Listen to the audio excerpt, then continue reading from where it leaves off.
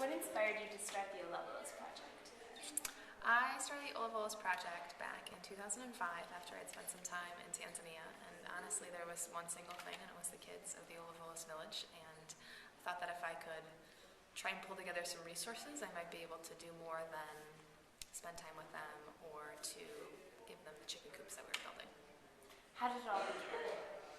It all began that summer, so the summer of 2005, when I flew out to Africa by myself and was teaching English with 11 and 12-year-olds at a school called Patandi in Tangiru outside of Arusha.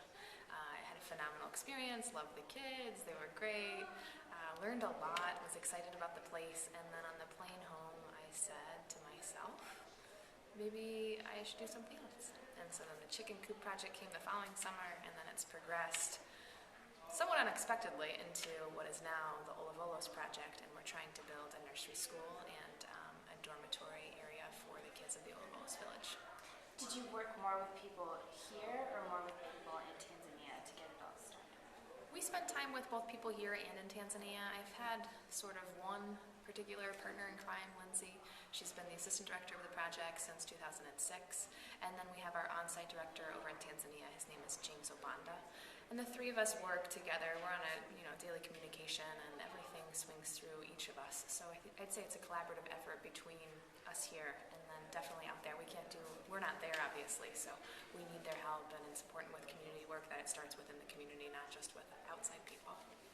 Did the cultural barriers affect the growth of the organization?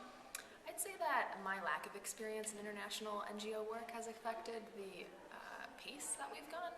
I've definitely made some mistakes, and it's been a learning process for me, but I think in the meantime we've met some really great people along the way, and it's been worthwhile to make those mistakes. It's taken a little bit longer, but we still have the same goals as we did 2 years ago. I didn't expect it to take this long, but in the meantime we have great contractors, we have great lawyers, we have great community negotiations. We really know the chief well, so it's been good. What was the hardest part of starting the nonprofit organization? I'd say the hardest part has been not being able to be in Tanzania more often, and things definitely don't move at the same process. That doesn't make any sense. I'd say that things don't move at the same rate when I'm here. When we're over there, things move way faster, and it's easier because we're speaking one-on-one with the people. So it's harder when I'm here in the United States, thousands of miles away from Tanzania. But I definitely say that the easiest part has been raising awareness and support here, because everyone really, really loves the idea and they're supportive of what we're doing. That was a really bad answer. No, it wasn't. You're going to have to cut a lot of it out, though. Oh, we can do that. I forgot. Yeah, you can do it on these flip cameras, too. Really? Yeah, it's really easy. It's easier on a PC than on a Mac. Can you pause it then?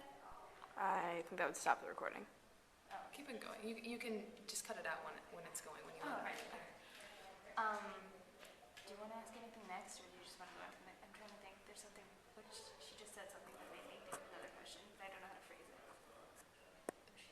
You were talking about how it's difficult because you're not there. Not there. I'm trying to figure out to ask a question about how you got other people involved from other states. Oh, just say, how have you gotten people involved? Have you got other people involved in the organization? We've gotten a lot of people involved. It's actually been pretty easy. All you have to do is really say something about it. And I think our NGO has sort of a hands-off approach. We don't want to say, hey, do something. Like, we want you to do this, we want you to do that, we want you to raise this amount of money. So we just tell them about the project. And I think people are naturally good and they want to help. So then it's finding ways, meaningful ways, for them to help, whether that be, last year we had a group of L'Oreal students and they put on a fashion show. We have students all over the country, in Colorado and Michigan, in Ohio here, doing all different kinds of things. Bake sales, t-shirt fundraisers, lemonade sales, and also vegetable sales. A kid raised $1,000 by selling vegetables at the local farmers market. So it's really neat how the project has spread out. I think that my main concern is getting kids involved, because when they see a project like this, then their world gets a lot bigger. That's important. What experience or moment has affected you the most in the many times you've visited Tanzania? I tend to be someone who likes to spend one-on-one time with kids. So I make sure, and Lindsay's also really good at making sure I have one-on-one time with kids, but it's the individual relationships that I have with some of those orphans out there. There's 10 or 12 that we spend a significant amount of time with, and like Jackson and Adiel and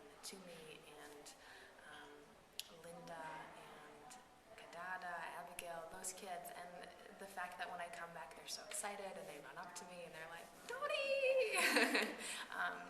That's what makes me excited, and that's the most meaningful part. The last one is like a closing one. Anything else you have? Is there anything I'm missing asking you that you want to talk about? Yeah, I'd say a little bit about what's going on right The now. Fletcher strike. Yeah. That's what I was thinking. Isn't that a question? No. Oh, okay, go. I didn't know how to ask it other than what's going on right now. Yeah, say that. That's fine. What's going on with the project right now? Right now, we just finished putting on the gate to our wall, and our wall is surrounding our two structures, our two foundations that are already in the ground. So we have one structure that's going to become our nursery school, hopefully, and then another structure that is going to be our administrative block. It also has sleeping quarters for 10 bunk beds, so for 20 people and 5 offices. But in Tanzania, it's really important that we mark our territory so people don't kind of encroach on your land. Usually it's designated with palm trees, but we also wanted to have some more security just because there's going to be kids inside and it'll be a nice place for us. So we have made a big wall surrounding the outside, and then the gate was just put on this week. And then we'll start working on finishing the construction of the administrative block, and then if we can, head on to the nursery school. So that's what we're doing right now. It's exciting, and we have pictures and we hear updates every day about the progress. So it's moving along really well. What advice would you give to someone who wants to start their own nonprofit organization?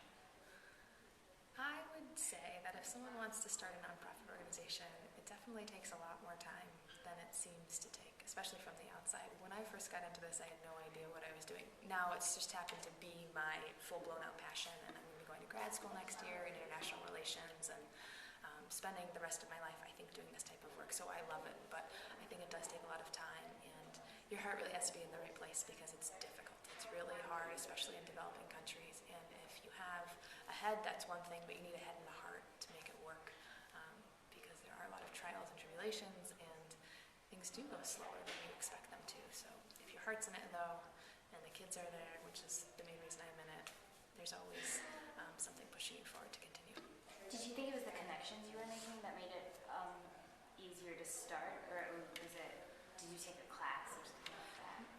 I didn't really know what I was doing when I started this project. I came home and I was like, hey, let's do something. And then my friend was like, hey, you might want to start an NGO. And I was like, no, it's okay. We can just talk to people about it. And he's like, if they're going to be donating money, you should probably make sure you're filed and people can get tax deductible donations, so on and so forth. And I finally listened, good thing, because this costs money, things cost money, and we need to have credibility here in the United States, and then also when we work abroad, we need to have that same type of credibility. So we're actually a US registered nonprofit, but we have a branch in Tanzania, and there's all of these numbers that come associated with it, and you also get big benefits, like right now with construction, we have 20% off all domestic imports, and that's a huge amount of money we're saving because we're registered as an NGO.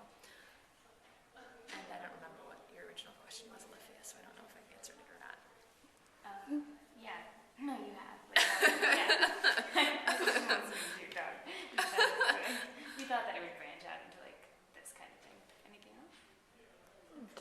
Ask the future question, and we'll end on that. Or is that the question? Yeah. Can you expand on what you're going to be doing from now on at grad school? So this fall, I'll be going to the Fletcher School at Tufts University, and the Fletcher School itself is an international affairs school, and there's various programs. And the program I will be in is a Master of Arts in Law and Diplomacy, and my concentration right now is humanitarian studies, and my geographical concentration is Africa. It's a 2-year program, and Fletcher has over 170 courses, and I'd say the advantage is you can do really content-based things, and I definitely have a heart for Africa, definitely have a heart for kids. There are a lot of professors who are doing work over there with Africa, with kids, with nutrition, with poverty, so it's a great fit for me, and I'm hopeful that in the summers I'll still be able to go to Tanzania with the Laurel girls, and then also maybe spend some more time there in the long run with and then from the Fletcher School have the knowledge to move this nonprofit forward at a faster rate and with more skills and background. That's great. Thank you so much. You're welcome. Any Okay. other questions?